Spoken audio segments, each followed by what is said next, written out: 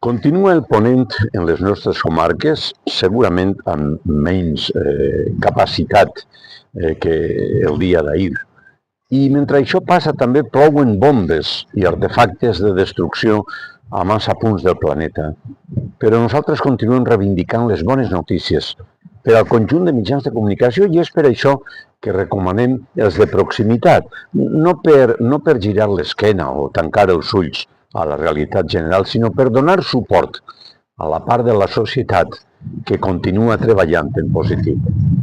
Devem mantenir-nos ferms al costat de la cultura, de l'ensenyament, de la ciència, de la salut pública, de l'esport, del benestar social i de la justícia aplicada amb bones pràctiques. En exemples com els de l'escola Atilio Bruschetti de Xàtiva, els hi ha cada dia i cada 2 per 3. Sols cal girar la mirada a la part positiva de la vida i procurar de tindre totes les guerres. Escolteu, deixem de fabricar i de vendre armes i en pau.